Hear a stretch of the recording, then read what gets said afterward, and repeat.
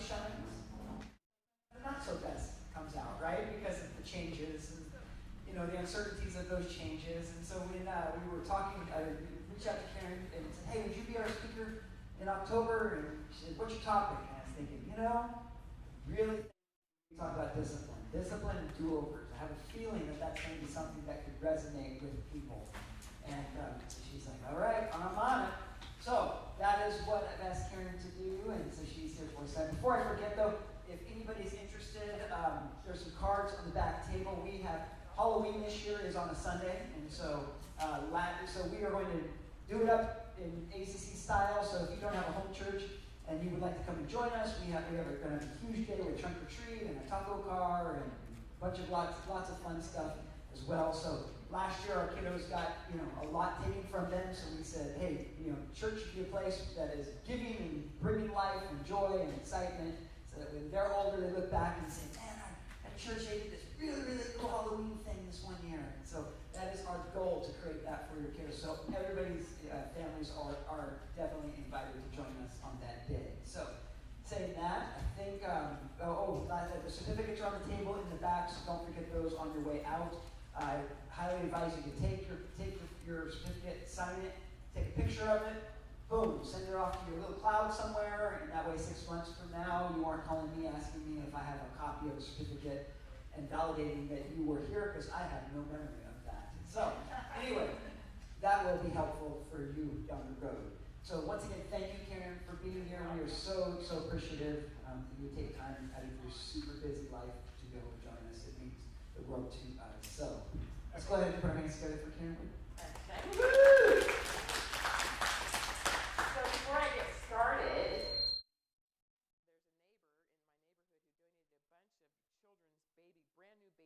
girl clothes. So if you know anybody who needs any brand new baby girl clothes or equipment, check back there. Take a whole bunch, because I don't want to take it home. So that's the next thing. So we're going to do it a little different tonight. So before we get started, how many have heard me speak before, just so I have an idea what we're doing? Okay, about half. Okay, good. We're going to do it a little bit different tonight. You see some of the handouts that are normal. So you should have a brain handout, because we talk a lot about the brain. So you should have a brain handout in front of you. Make sure you have one of those. This is your chance to find your brain. And then you should have a page that has a bunch of boxes on it. We're going to talk about that. And then tonight's outline is actually the one with the color on the top. That's tonight's outline. So if you have both of those, that'll make it a little bit easier. So I know that you all have a lot of difficult situations that you have. I am an adoptive parent, and we have Parker, who we got from Korea, and then I have a birth baby. So Parker gave us a challenge for the first 5 years, and then the second one kicked in, and it ended up in juvenile hall. So I'm not here to say I'm the parenting authority. I am not here to say I know exactly how to do it. But since then, I've become a licensed clinical social worker, and I have a practice in Fresno where I invite people to learn about their brains and how that impacts behavior. So what I want to do tonight is invite you to be curious about how you can learn more about the brain tonight. Check out you and your parenting habits with a little more curiosity, and then check out whichever kid is just driving you absolutely mad and makes you feel like pulling your hair out.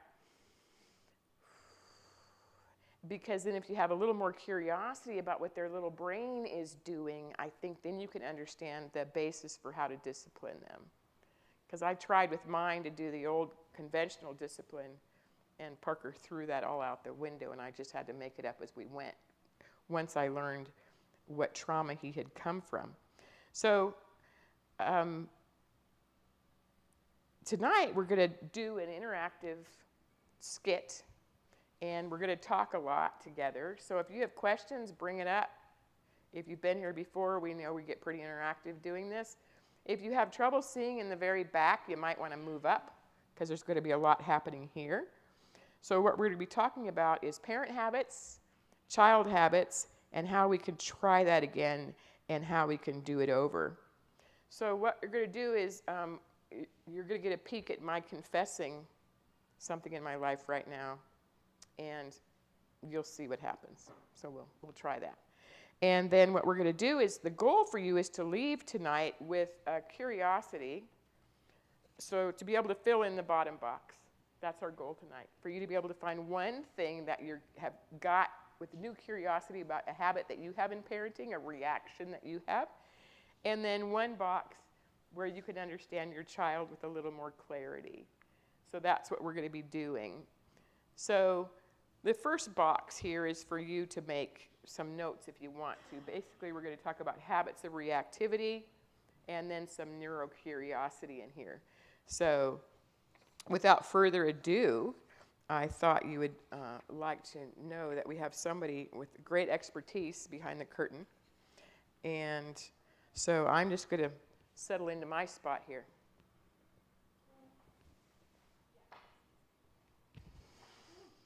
Oh, what seems to be the trouble? Let me think. I have something to tell you, and I just have to tell somebody.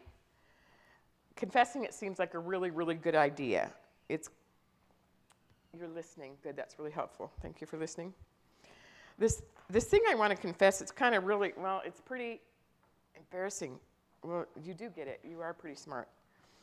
So I appreciate that. I have to get this off my chest and tell someone.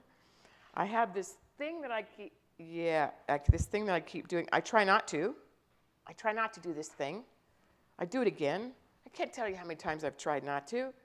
And I can't tell you how many times. Yes, I think it's a habit. I think you're correct. Been doing it for years and years, can't stop. Okay, you got it. It's a habit. It's a habit. So good. You get it. Good. So right. Okay, so it's definitely a habit. A habit, according to the dictionary, is a habit of a routine of behavior. It's a routine of behavior. I know that. That's repeated. The behavior is repeated. Next time. I just sprung this. There you go. It's repeated regularly, and it tends to occur subconsciously. So it's this thing I do that's repeated subconsciously over and over. Okay, so you get it. That's good. I'm glad you get it. So it's like when this thing happens, I just lose my mind. It's like on a scale of 1 to 10, I instantly rocket to a 10. Absolutely. That's what I do. Not that you don't know anything about that. So we rocket to a 10 on this reactivity scale. I try so hard to stay at a 5. A little frustrated, but no. When this thing happens, I get totally stupid. Right. It's a habit, so you got that. And I feel so bad, and I ask the Lord to help me. I try again. So, yes, it's wise that I ask the Lord to help me. I got that. But then I fail. I completely fail. So, yes, it's a habit. I'm failing. Oh, move on. Okay, so how do I move on? Oh, that's easier said than done. Oh, right. How do you move on? But how do you move on? Wait. One of the problems is my mouth. My language, yes, and my language, yeah, you know it's coming, right? My mouth shoots off words I should never say. Nice Christian girl, I shouldn't be taking. I start doing fight, fright, and freeze, and okay, we'll take it. Funny. That's the F word. That's the other F word. It's funny. We'll take it. No, it isn't funny at all. Why, oh, why do I keep reacting in the same way? Oh, so you think it's a brain thing. You think it's a brain thing. But why does my brain think the best way to do it is that way that I keep doing it? What brain part would keep alerting me the same way to do the same high number all over again? What brain part would do that to me? The amygdala. Thank you very, very nicely done. Oh, amygdala. It likes my brain to think I'm still in danger or something. But what is up there that replays the memory to trigger that alert? I think you passed that sign up. So what's the brain part that triggers that alert? The hippocampus does the memory system. So my memory system is doing this to me. So there are brain parts that remember how frustrated I've been, and they take me right back there every time. which makes the habit. It's like there's this set point, you've got it, of reactivity. My brain goes right back there, set point of reactivity. Oh, this gets so tiring telling people about this. So you're curious. Okay, I'll keep going. If you're curious, I'll keep going. I thought you knew everything, so what are you curious about? Oh, you want to know about my habit? Well, that's not so good. So I have to tell you my habit?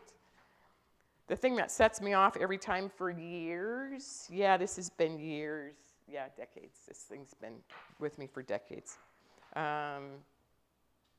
Is it a big thing? Well, that's part of the problem. It really actually isn't a big thing. You know, I hear big things from other people, but here's the embarrassing part. This thing that sets me off to the 10 is actually a small thing. It's a doorknob.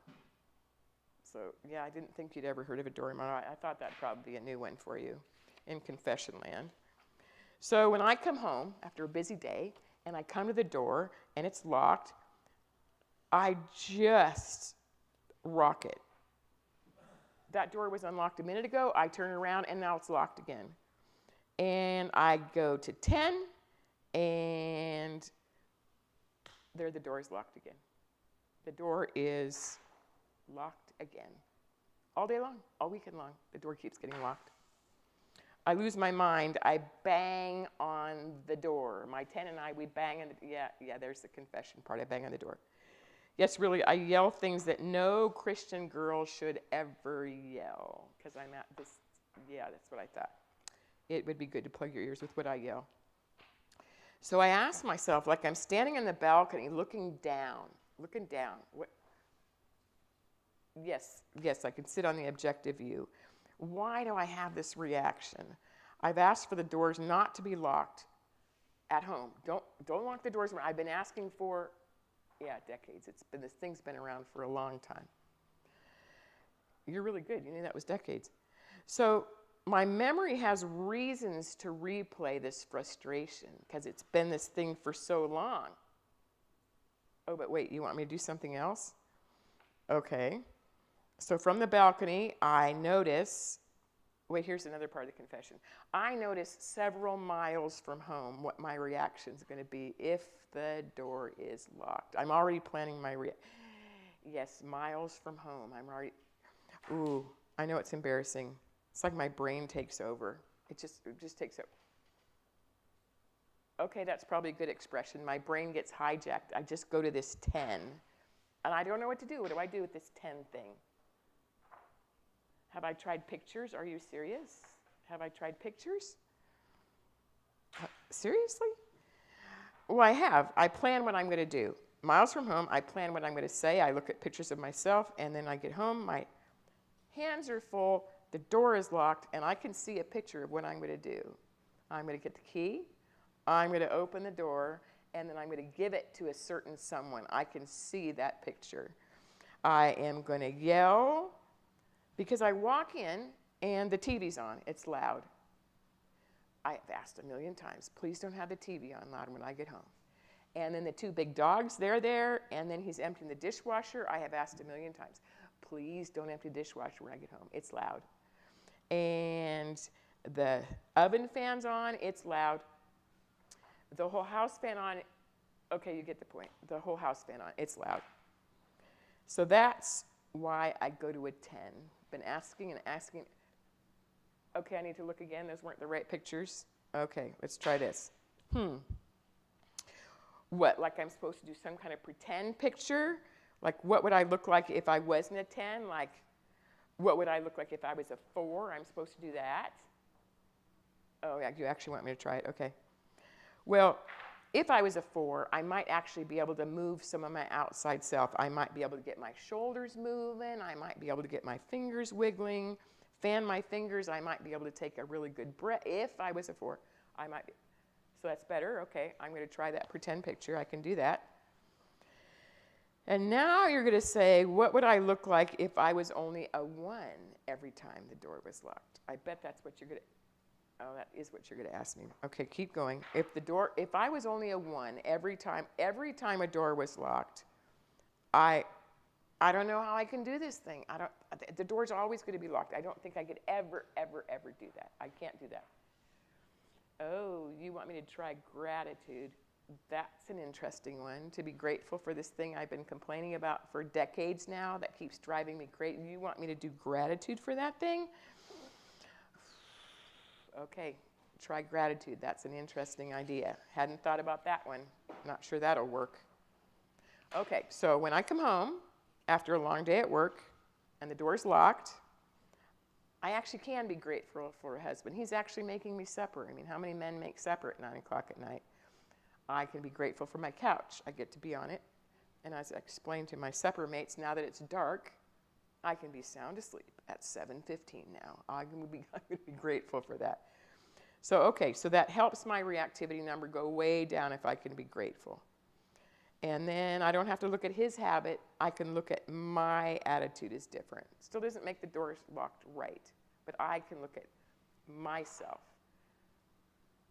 That is acceptance. Okay, so I'm going to be really working on acceptance more. So my sense of alert and scanning for the next time could come down. This locked door thing has been a problem for me for decades, and now I can see it with more clarity and plan what I'm going to do. Oh, that's a frontal lobe thing, getting the oxygen to the top part of my brain. Okay, I'm ready. I'm breathing well. I'm down to a 1. Okay, so give it to me. What's my discipline? What's my discipline? I got this. Okay, what's my discipline? Oh, have grace for myself. That's the discipline. Okay, that's not what I expected for discipline. So let's give it up for the man behind the booth. Thank you, man behind the booth. Seeing as I just sprung that on him tonight, he did a really, really good job. So what we're after is saying, on those top, what did you just notice in that skit?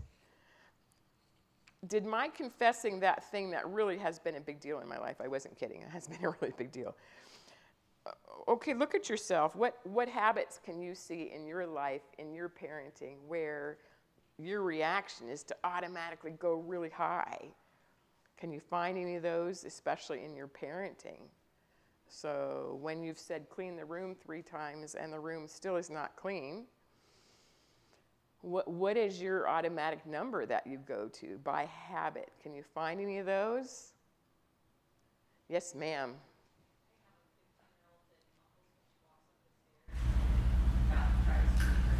She's mumbling on the way up the stairs, and it drives you crazy. Oh, it's that last word thing. And I realize with myself that not to react and extinguish it. Don't react. Let it go, and she'll, yeah. And but she's going to keep mumbling. Louder. Louder. Because they are very skilled at figuring out which thing is going to make that number go higher. So then we're the problem. You get mad at yourself. That's the grace for yourself. Because, yeah, you get mad at yourself. You try, and how many times? Sometimes I look at pictures of Parker. He's Korean, so he's a microscopic child. And I think, how did that thing, how did that control our whole household for so many years? And have me so wrapped up in all of my not doing well. Good example. So what'd you hear in the skit that might be a helpful thing for you in handling mumbling child going up the stairs? It's hard because I've done the whole, what did she get from this? What is the purpose? What is she trying to? So you viewed it from all kinds of angles. What is she getting from it? And I like the idea that neurologically that's the habit. If we can know that that's the habit. Oh, but then what we do about it, we'll talk more about that later. So thank you for sharing that. Anybody else find a thing about themselves in parenting that is, ooh, that's interesting, that's my habit. I probably should be working on that one. Anybody else find another one?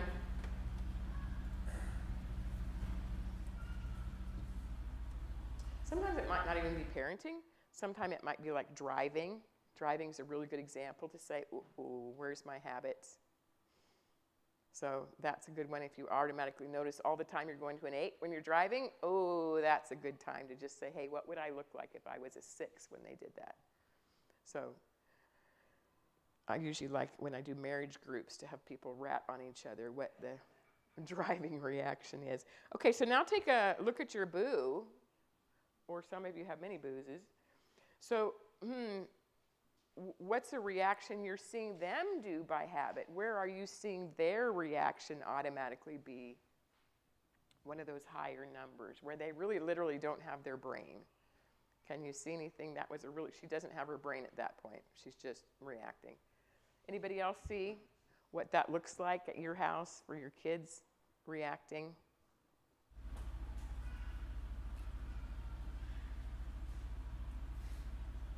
If you don't say something, I'm going to ask a certain somebody. I think for me, my Yeah. oldest explodes. Your old, and how old is your oldest? He's 10. He's 10. So if you tell him he can't do something, if something seems unfair to him, if any situation doesn't go how you want it to, he's just there. That's that And hijack. I think I usually explode back at him. So we both explode and then calm back down. And we do it over. And the curiosity then is, why is that little thing going to the 10? So we have a lot of trauma stories in the room with our kids. Or our birth babies have a lot of trauma stories now because we have adopted kids who have done a lot of trauma. It gets to be a swirly mess. But to figure out, or to even help him say, ooh, that's a 10. I'll talk to you in 3 minutes where that thing comes down. Or make a reward system for if he doesn't hit the 10. And then in yourself, what did you hear in the skit that you might be able to do with yourself knowing you are joining the 10? Some grace would be a marvelous thing. And that breathing, we're going to talk a lot about the breathing. We're going to have a whole section we're going to do a minute on the outside first. How can we pull in the outside of us? Because once we're to 10, we're hijacked. If you think like a scale of 0 to 10, that 8, 9, 10 is the hijack, where none of us have our brains. So that little guy doesn't have his brain, and you've lost yours. So good, have grace for yourself, get the exhale. Doing the exhale lets a lot of the toxins out, where I can actually think about it, get my wisdom, time to take a break, get a glass of water. What's that thing I do? Because otherwise my habit is to join it, right? So good for you, thank you for sharing that.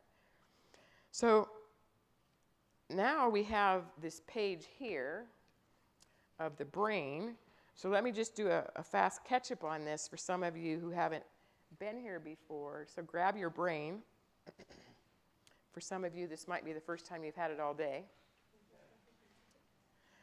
And what we're going to do is color in, if you want to, this thing right here. It's behind the eyes. It's called your amygdala. It's right behind your eyes and right behind your ears. That amygdala is what is chemically doing these things, because that is what is chemically releasing fight, fright, and freeze. And for your curiosity's sake, there's a new one. It's called fawn. So a lot of times when you Google fight, fright, freeze, you'll see this word fawn show up. It's the last couple years. Fawn is when you've had to be at freeze for a long time, years and years and years, staying out of other people's way. You've just had to appease everybody in the family situation. Or you've been through so much trauma that you're just going to tuck in. And so you might not get a response. You might get a 10 or you might get a 0 because that little being is frozen. Or you might be a parent who's been through a lot of stuff, and figuring out what's going on is harder to do. So just, if you find that in yourself or in your household, you might want to research fawn a little bit more. The marker is you've had to appease other people for too long. So it's an advanced state of freeze. So you might want to research that if that sounds familiar to you. So the amygdala does that chemical, all the F stuff, and my other favorite F, it does that one too. Spell that word. The fawn, Yeah. F-A-W-N. Think little guy over there with the spots. Good question, thank you. So it literally is like that frozen, where it can stay there for a very, very long time. And the other identifier of the fawn is it usually runs at the wrong time. So if you have a kid who's doing pretty well, and then all of a sudden you get these crazy explosions that make no sense for the situation, yeah, that's what the fawn does. But if we can know, and even ask our kids, be aware of ourselves, which F, because the 10 is probably a combination of a series of the F's. So we might be addressing the fight when actually there might be some fright in there or actually some freeze. So if we can be a little more aware of which F is showing up when, that's going to explain the reactivity more, and then that will help us figure out what the discipline is. Because if the 10 is from all that stuff and they don't have their own brain, they're not going to be able to process a discipline. I'm taking your cell phone away and you're not going away for 87 years, and that brain has no way to process that at the moment. So let's wait till they're down a little lower and then take their whole world away. So it's just that idea of the 0 to 10, and you heard in the skit that our brain has these places it's used to going to by habit, and when that thing happens again, it's going to go back there. You're like, dude, I'm just asking you to clean your room, and you've got this 10, because last week when he had to clean his room, it was a 10. Or you get foster kids and you think, oh, just go clean your room and we'll have dinner, and then you get this woo reaction. Well, what was it like to have to clean their room in the other house? So the brain is geared to do that. But for me, it's so helpful to know if it's a habit of the mind, then I don't have to react so much to it. I can just figure that out. Another thing to know about this cute little amygdala is he's almost full size at birth. So when your 3-year-old does that thing in the grocery store that you know everybody is watching you, that's because it's having a full-scale 10 chemical reaction, and it doesn't have the brain to figure out what to do with that yet. So if we can just distract him and get him out of there, instead of saying, when we get home, blah, blah, blah, blah, that little person has no ability to process that. So if we can know that that at the moment is a hijack, then we can get our deep breath, get away from the Cheerios aisle, and just ride that one out. And then remember to have grace for the other people in the grocery store with a kid throwing a big fit. I always just try to smile at him, like, keep going. A lot of times I'll go by him and I'll say, bedtime's coming soon, just a little reminder. So the amygdala is what chemically does this thing. It operates next door is that hippocampus. If you just think of a bunch of M's here, we all have these really good memories that operate us. It's really easy to go back. Who's got a great vacation memory that they instantly go back to when I say that? Anybody have a great vacation memory they can share real fast? When you think about that thing, it's just like the good of 10. Any of those floating around? You got to go to the beach? Yay, yay, yay. And you left the children behind and walked on the pier in Pismo. That is definitely a 10. Yeah. So every time your brain thinks of that, it's safe to bring up the 10, right? Well, it works just the other way. There's these traumatic memories that can ring at these really high numbers. But the great thing to know is as the brain heals, those trauma numbers can really come down. So our son was arrested when he was 15, and 15 years later, I can still see a sheriff car and go instantly into a beautiful panic attack. 15 years later. And he didn't do so well for 10 years. Doing great now, but my brain doesn't know the difference.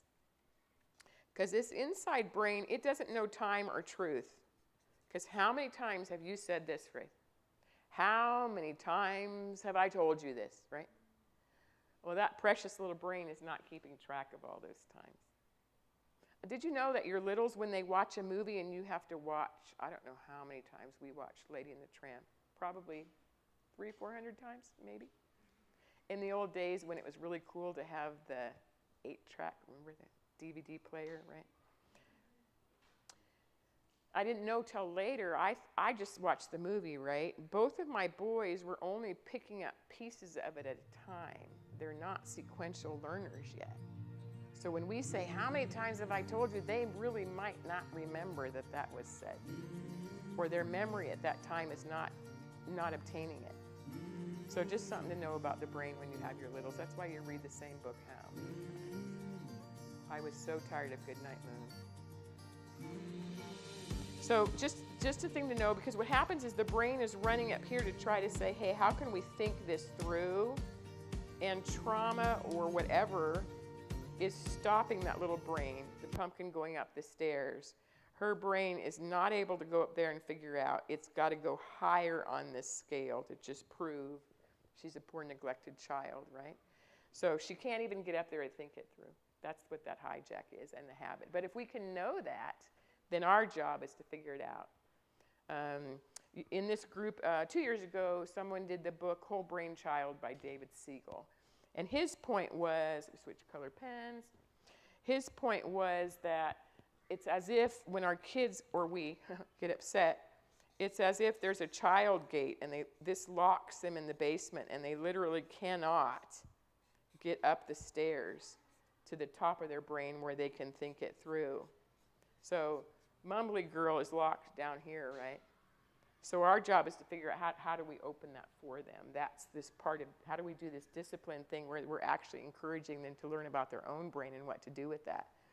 So does this locked gate kind of make sense for you for any situations you have going on in your house where there's no movement? It's just they're just stuck. Does that make sense for anybody? Jason, what do you see going on at home with your precious youngest that we've talked about this a bazillion times, but we're still locked down here? Can you find anything there? Yeah, I mean, I guess it'd be more habits that he gets into an environment and he thinks he has to do certain things a certain way. That's exactly it. He's kind of trapped in that same thing of, I go here and this is what I do. And how do you do things the same way? It could be anywhere from a trauma response to an autistic response. I love that word spectrum. It could be anything in there. And then how do we honor that? We have a joke in our house. If we did it once, it was a tradition, especially if it involved ice cream or anything like that, right? So how can we be more curious, that's what we're talking about tonight, how can we be more curious about my brain reaction and their brain reaction? So that's the world's fastest lesson on the neurology of reactivity.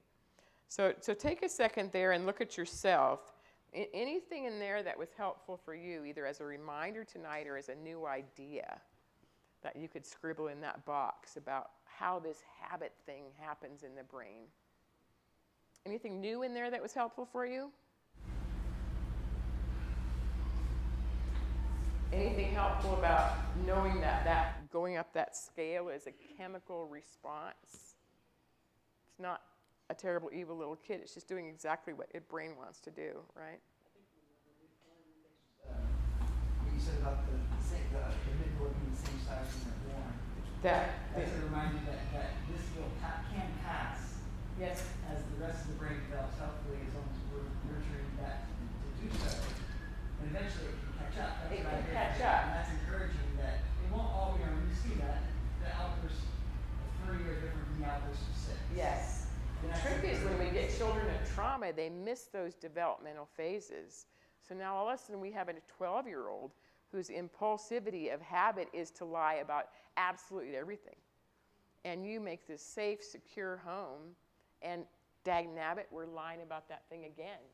And that's just because this didn't get to grow well. And it will take time. It will heal. It just, you may have a lot more gray hair than you ever wanted to have in the meantime.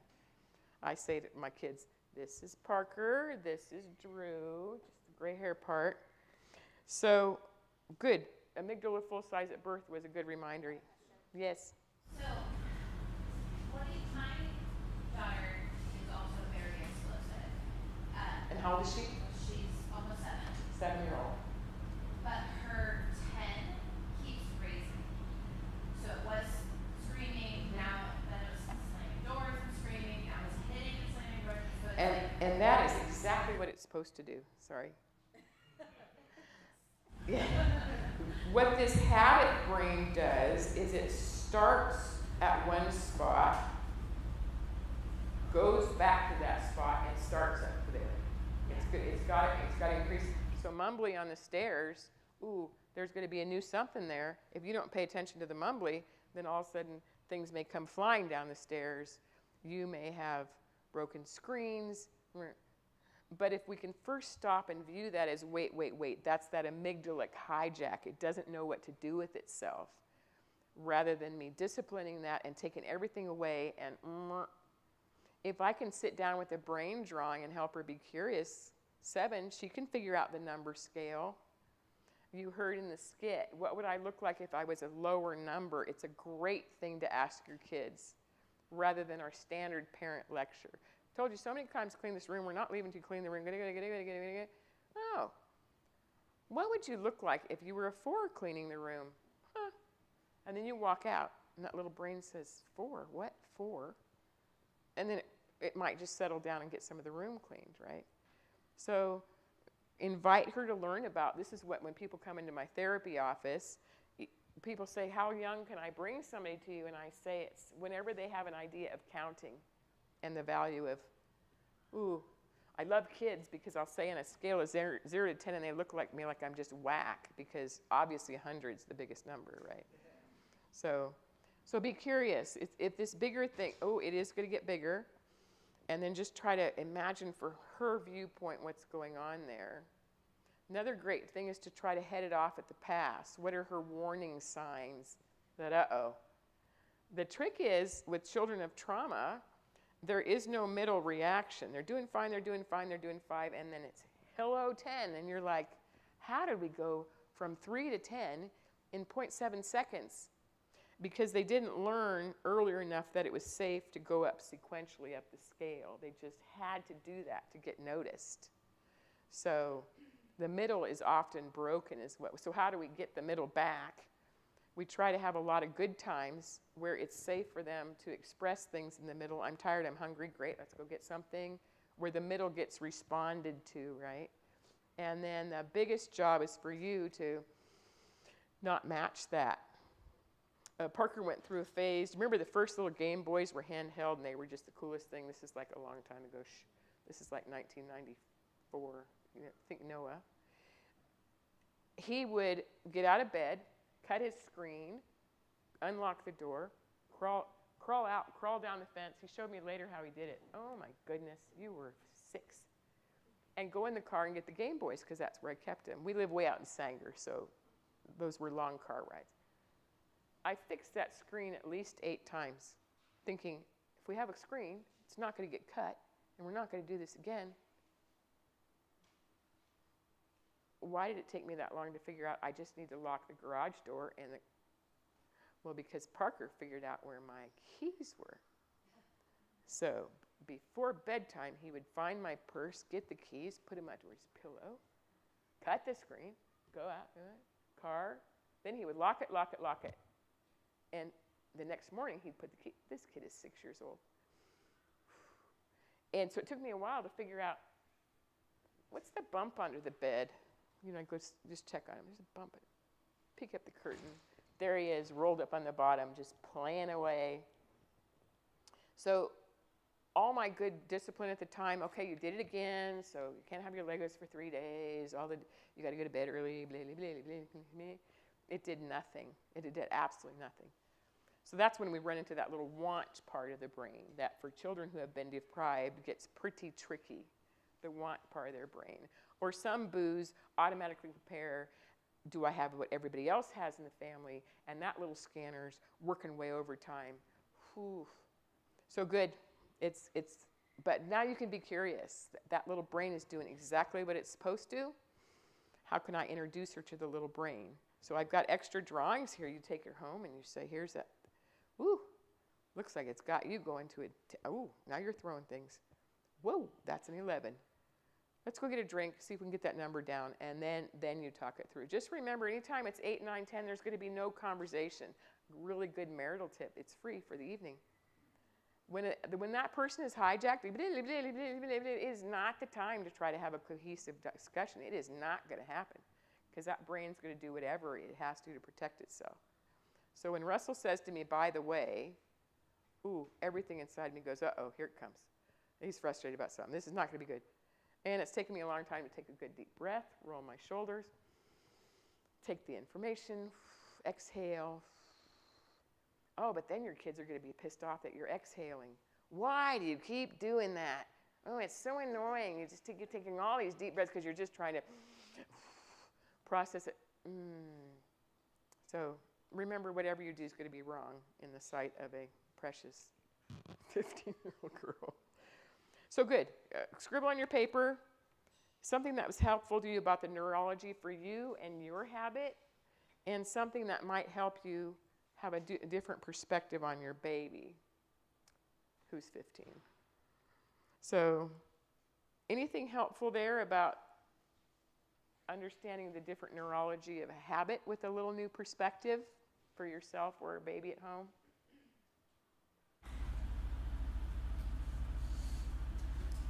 So keep reading anything you can get your hands on about the brain. It just really, really solves a lot of problems. If you want book recommendations, I can give them to you. So the next thing we're going to do then is to talk about different discipline styles. So go ahead and turn the handout over. These 4 discipline styles, there's a lot of good books on different discipline styles in trauma. This is just one I thought you'd be interested in because it's kind of easy to look at it.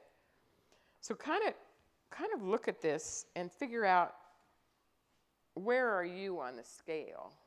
Take a second. Look at those 4 points. Kind of figure out. Maybe you can make a box around the one of the way you were raised and the one you are now.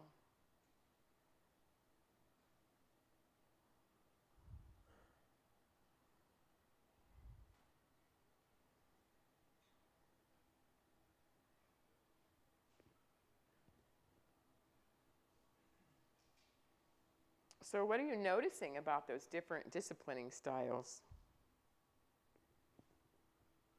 Anything jumping out off the page? Any of them describe how you were parented the way you don't want to do it to your kid? Anybody find that? Because we tend to parent as we were parented. So if we can find, ouch, this was how I was parented, good, then we can look exactly on the opposite side of the scale and figure that out. So what we're trying to do is say our job as disciplinarians is to be nurturing, create good boundaries, have expectations, be supportive, responsive, accepting, have open communication, but have clear discipline. I've got a divorced family I've been working with for 5 years now. He is Mr. Rigid. If you do not do your homework in 12 minutes, your mattress gets taken off on the floor and you get 1 blanket. Whoa. So, of course, the 2 little girls kind of spin out when they go over there because they can't move. And then mom's on the other end of the scale. She's down here to counteract the way the dad is, so anything goes. And so these little girls are pulled back and forth and back and forth and back and forth. So this really helps me identify where they both are and where do we want to move. So what words in there describe how you would like to be better at your parenting?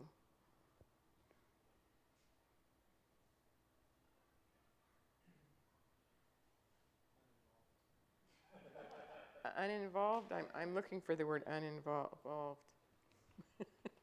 I think that's somewhere down here.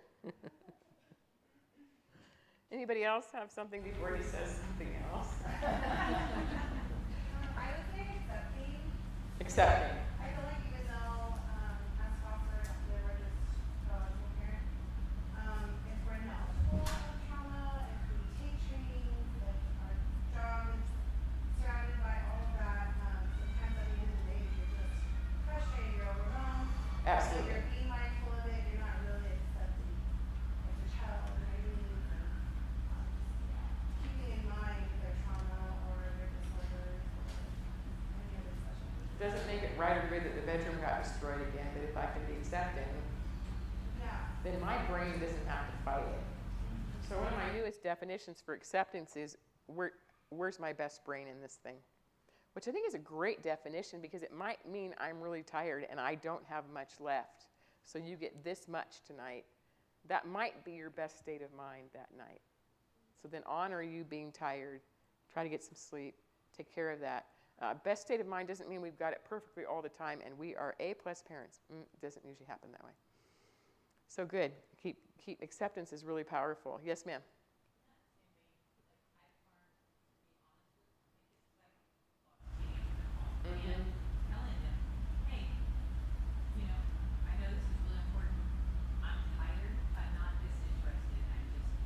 So explaining that you're just tired, not disinterested. It's actually pulling that into that conversation.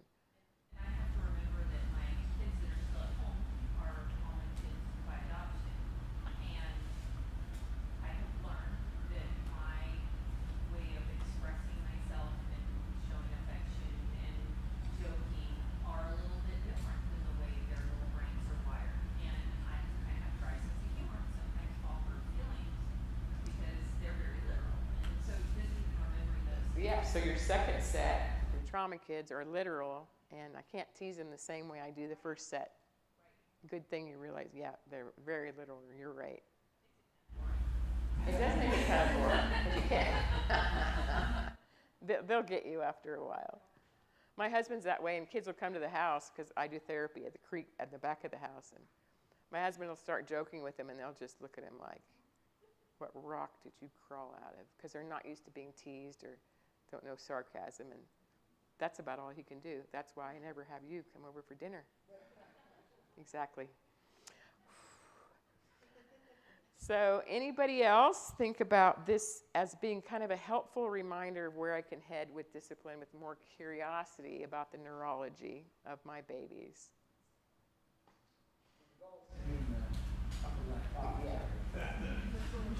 That's where all shooting for. It's like in the disc profiles, you always tell people there's no wrong personality profile. And we're saying, no, there's some very wrong ones here.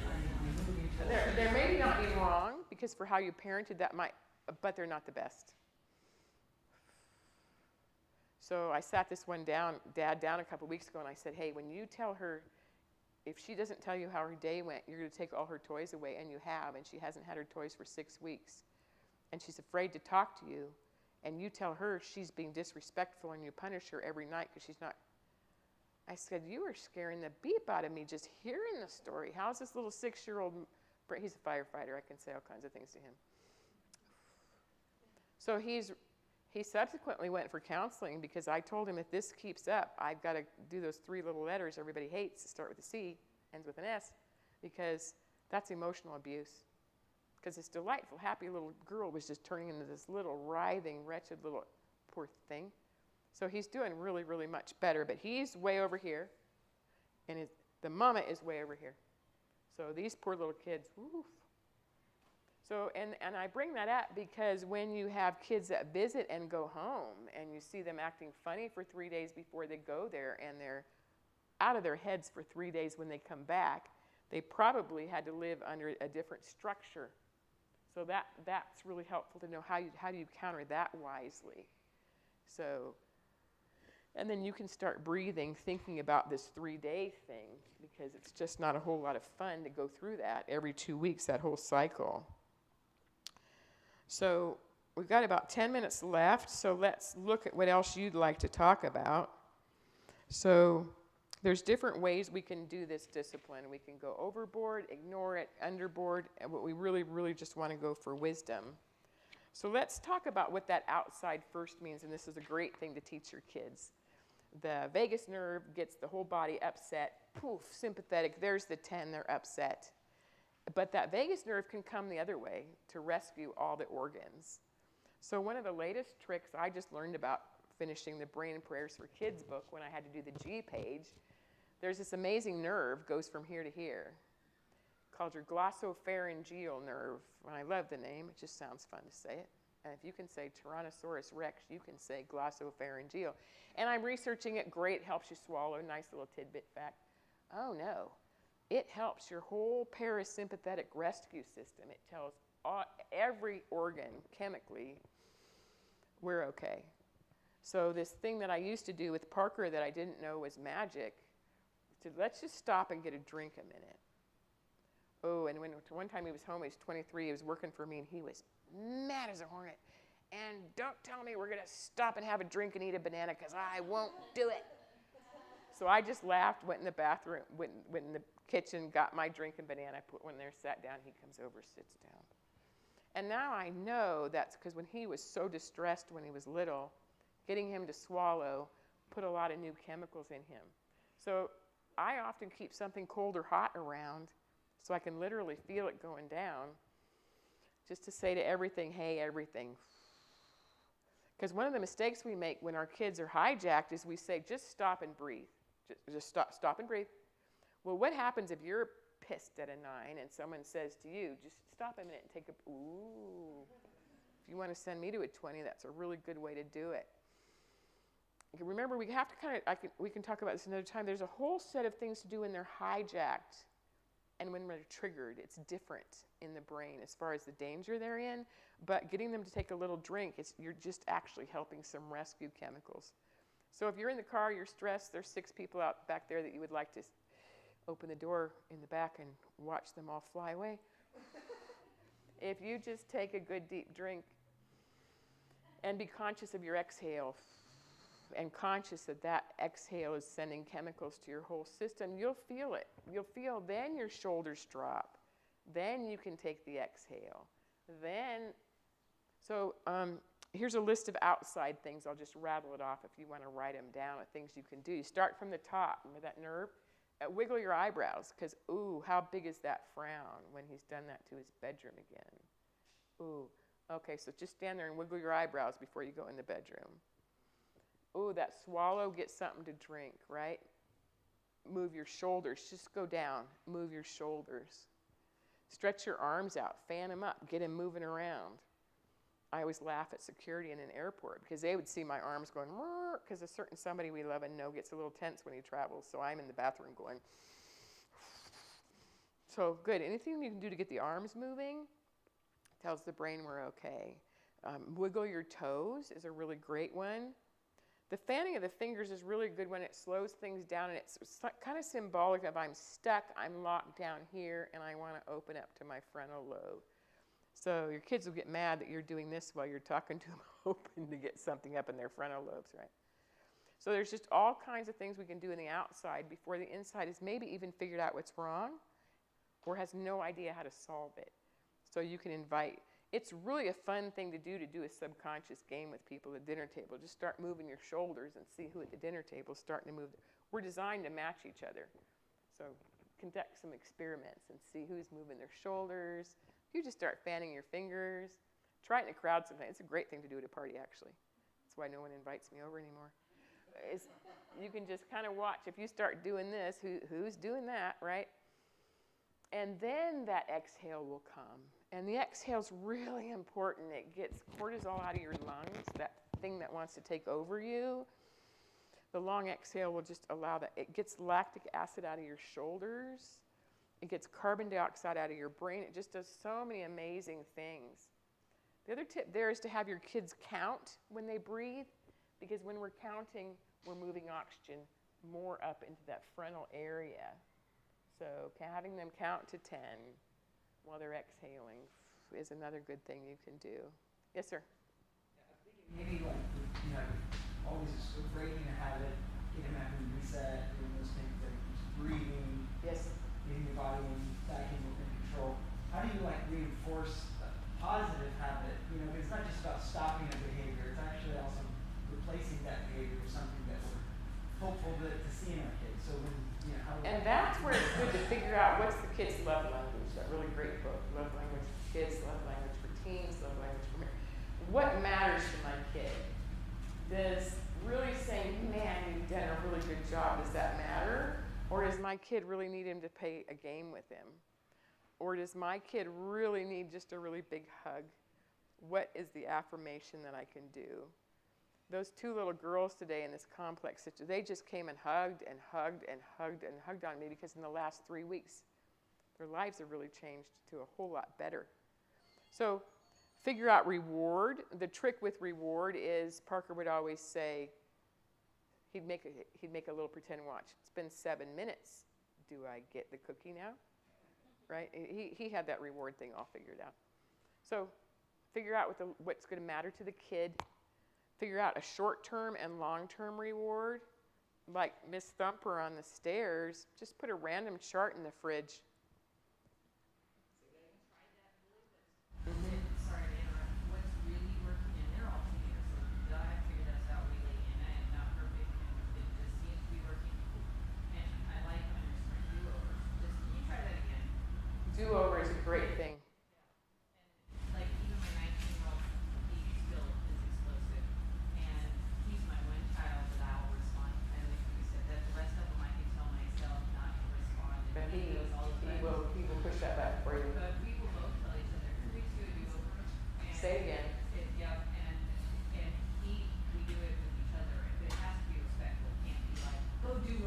Yeah.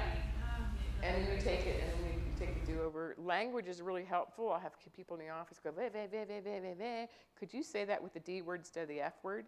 Good. Good. Now say the same thing with the S word instead of the F or the D. Now say it with no words at all. Move your shoulder. That's that do-over piece. So good question. You kind of have to figure out which matters for each kid. Yes, ma'am. What's painful for me is when I have my 6-year-old telling me, Mom, you need to count to 10. Oh, isn't that wonderful when a 6-year-old tells you to count to 10? Yeah, so she knows, but she tells me I need to count to 10. And then we go higher ourselves. Yeah. I get that. You're right. I just told you. You are not alone on that one. And then they're going to do it just to piss you off. Because, So try to figure out for each little brain what's going to matter to that little brain. You might have 5 teenagers in the house, and every one of them is going to hear reward differently. Well, there's an exhaustion. And so that's the reminder that I usually ask you, when's the last time you had 3 days up by yourself, no kids, no travel? Say it again. And that's where this group is so often. Tag team each other, take each other's kids. To get away for 3 days, no kids, then you get to feel some of that stress coming off you, and you get to breathe, and then you get to kind of see what's the new plan for this discipline, and you get ideas. And if you're a faith-based person, you might actually hear from the Lord, because usually he has a really hard time getting through to me for how fast I operate all day long. So good, outside first is a really great way to help them realize the tension that's going on in the inside. And then this is a structure that we use. Some of you are familiar with it. Sometimes it's helpful just to take what you're really frustrated at and put it in boxes, separate it out, put what number it is for you there. And then there's a thinking system you can do sometimes to find, how do I find with acceptance, how I can handle this. Great thing to do with a 7-year-old. They love to draw on it. Ooh, what do you look like at a 1? There's that little fury self, right? Okay, good. Number 2, what are you going to look like if this keeps going? And all of a sudden there's a picture of things getting thrown around. Then you just get to say, oh, good, what would you look like with your best brain? And they look at you kind of funny, and then their mind figures out what that would be. So it's a real great way when a kid, sometimes when you do this with kids, you find out things you had no idea was going on in their little lives because they're drawing it. So if there's a lot of stuff going on, just give everybody a piece of paper and say, let's just draw for a few minutes. It's really helpful. I can teach you more tricks about that another time. So the goal for tonight was for you to kind of have a new viewing of discipline. It wasn't to come out of here with your discipline plan, but to say, hey, what do I need to work on in me as my habit? And how can I target for all the little beings in my house one habit they have? And how can I approach that with a little more clarity? So go ahead and take your hand out on the bottom there and just take a second and say, okay, what outside first things did I find helpful? What outside first things might I help my pumpkin do better? And then that take home for the do-over in the bottom section, what is the thing I'm going to really work on for me? And what is the thing I'm really going to work on for the kid or kids in my house? With a little more neurocuriosity, a little more grace for yourself, a little more realization of how mad you do get. You have every right to. So take a second, and then if anybody would like to share something that they found helpful tonight in their parenting journey, it might encourage somebody else.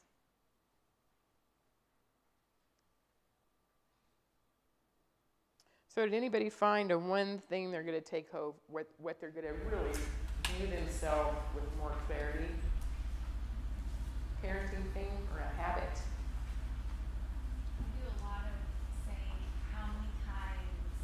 How many times have I... It feels like throw up coming from my mouth. Yes. How many times? Yes. So understanding that doesn't actually count for anything, It may or may not have stuck in there. then that's maybe like grace for both of us. It's grace for both of you. And then you can turn it around, which is a lot of fun. What do you think I'm going to say right now? Right. Well, they know, right? It just gives you the chance to be a little more creative in how you approach that, right? And good, catch that one. What number would you say that took you to? Just thinking about it. Oh yeah, that one. 8.5. 8.5. 8.5 is a scary number. But if you can catch it at 7.75, right? That's why God made the bathroom. Excuse me, go to the bathroom again. Man, Mom has been peeing a lot today. Yes, she has. Because then you can stand in there and move your shoulders, get your exhale, do what we call air boxes, figure out what is all the tensions I'm feeling today. Your lists are long for what you guys do. So I have really long days at my office, but I do not go home to children anymore. Oh. So, but just know you're doing an amazing job. And the more you can heal and find discipline that's going to be effective, then your job will be easier in the long run. Anybody else have something helpful tonight that they found?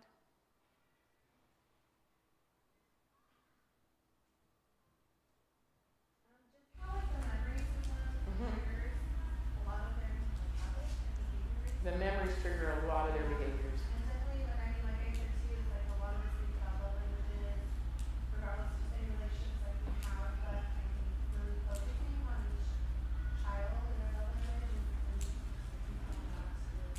Yeah, And each we that. don't understand consequences, rewards, everything. Oh, but then you're going to get, you didn't make him do that, you only make him do.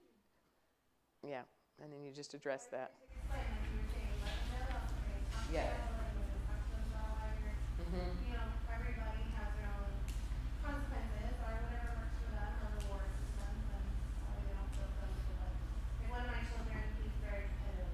I mean, that's like the first thing that comes out of his mouth is, well, they're doing it, how come I'm not doing it, or how come I can't do this, or especially with age differences. And so it's just definitely something to keep them aware of. I was one of 7. I remember my poor mother having great debates about bedtimes because a lot of us were 15 minutes apart. And when you got your birthday, you got to the next 15 minutes. And that poor woman, she was a saint. How many bedtime conversations did she have about bedtimes? Yeah.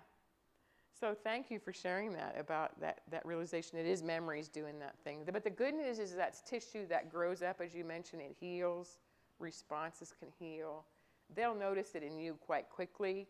They'll either push that button worse or they'll really respond nicely. Remember, our kids from trauma, they don't know how to do things if it's not chaos. So if you're acting really, really calm, they're going to have to do things to create the chaos. That's the only thing they know. So just take a good deep breath. Anybody else have anything helpful tonight?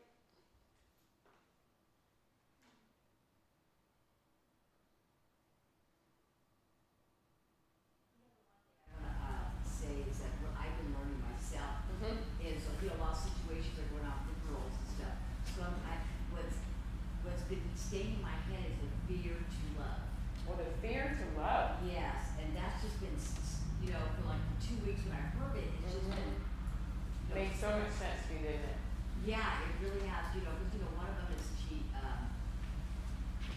I hate to say lying, but I go say lying, it's easier for us to understand. And I'll turn around and say, did she really just lie to me when I just saw what happened? Yeah. So I'm bringing myself, this is so hard, but I must be putting fear in her, because why doesn't she tell the truth? It's so easy, it wasn't even that big a thing, but it's just become a habit now. So I've been fighting so hard to try not to fear her and to give her love. There you go. And not to blame the child, but to try to give her love. So it's like everything I got is just, it's not how I was taught. I was taught a whole different way. It wasn't like, you just did something wrong, so I'm going to love you. You just lied, so I'm going to love you. It's all about love, love, love, love. And that's kind of hard for me, because I'm thinking, But you're curious I'm about loving you and you just lied. Acceptance facts, stand up straight. The fact is she just lied to me. Let's sit down and figure out where they came from, what we're going to do the next time. But we did that yesterday. Yeah, we get to do it today and tomorrow. So yeah, so good for you. Keep going on that one. So thank you for listening. I hope you found something helpful tonight, and we'll see you next time it's time for a brain talk.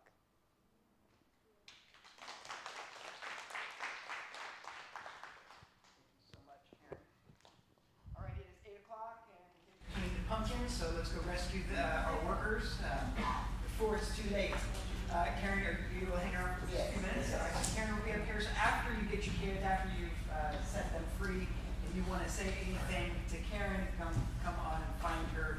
And yeah, just once again, don't forget if you're interested in joining us on our Halloween Sunday, to grab one of the invites on there. You can join us for the whole day or just the service, or you can come at, I think it's 11:30, come for tacos and trunk or treat. So either way, we'd love to see you guys there. So have a wonderful, wonderful month. But we'll see you before then because we have another group. I think it's the end of October. What day is that? 28th? Yes, October 28th. We have another group then. So we'll see you guys then. Have a wonderful night. God bless.